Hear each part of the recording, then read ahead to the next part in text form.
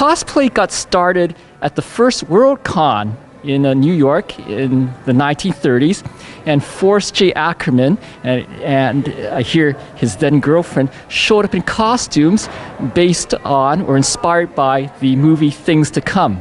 And since then, there's always been several people at every science fiction convention showing up in a costume. From what I can see, costuming became cosplay around the early to mid 1990s when the anime wave started. Around that time, anime began to get very popular in North America. It was being imported, and many people were showing up in anime costumes at anime-specific conventions. And cosplay, there's a lot of other research about how the term came about, but it seems to have been a Japanese word derived by combining English words for costuming and play, right? And and I know there's some people who argue that costuming isn't the same as cosplay, but from what I've seen over the decades, they're really the same. People will argue that costuming is wearing a costume and cosplay is wearing a costume and trying to act like the character. But you know what? I saw that type of theatrical performance and performance art in the 80s and 90s as well, when we called it costuming. And I think the terms are synonymous now. Now, as cosplay has grown, how have you seen it change? Well, I've seen it change in lots of ways. One thing I've seen change is that the age of costumers or cosplayers is getting younger and younger. It's funny, if you look at a photograph I have from the MapleCon 1986 masquerade, there were no teenagers or kids there. I mean, there are always teenagers and kids at every convention in costume, but they were the minority of the costumers. Back then, the starting age for costuming was around the early to mid-20s, and a lot of the costumers were already in their 30s. There was one online article that I saw which said that Yaya Han at 32 was one of the oldest cosplayers around, and I thought, a long time ago, she would have been considered young. Another thing that's changed is the social media. It's become easy to organize events without a lot of advertising in advance and without a lot of publicity in advance.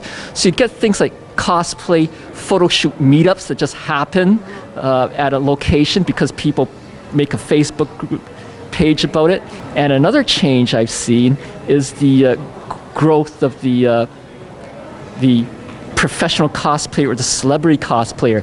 That never used to happen in previous decades. All cosplayers were hobbyists, or my first costume was a Chernobyl engineer, an engineer from the Chernobyl nuclear power plant. And it was 1986 and that was topical. But you'd get people doing skits on social issues of the day, and they weren't mean-spirited, they were just, humorous, right?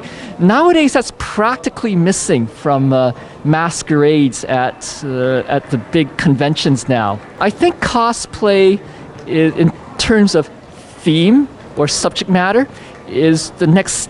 It's going into video gaming costumes, because I'm seeing a lot of that now, okay? I also see, and there's going to be some debate as to whether this is a good thing or a bad thing, but I also see a lot of cosplay becoming more and more like modeling or pin-up modeling, because there were always cute girls around in conventions in costume, right? Even back to the 1940s. However, what I see going on now is that some of these cute girls in costume are becoming sort of like pin-up celebrities. One thing which I see happening, and I think is a bad thing, is the decreasing involvement of men in cosplaying or guys in cosplaying.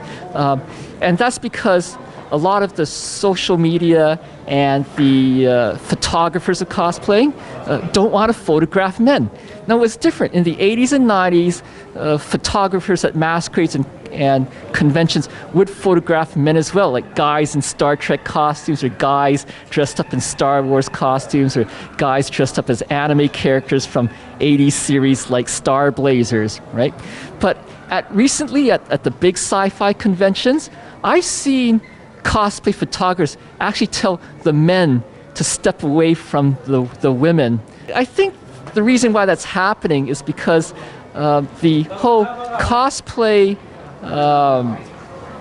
celebrity mentality very heavily emphasizes attractive women as being the celebrity cosplayers, right?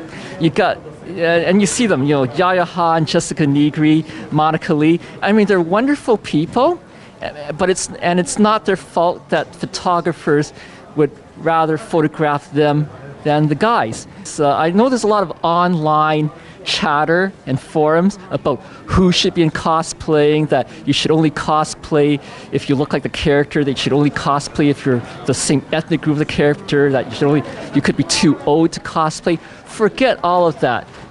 One of my favorite cosplayers was Margie Ellers, who was cosplaying in the 1950s and was still cosplaying when she was in her 70s, right? Anybody can be a cosplayer. Just have fun. Don't worry about whether or not you'll make celebrity status or not. Don't worry or not about whether you're going to win awards. Just have fun doing it at whatever level and on whatever terms you want to do it at.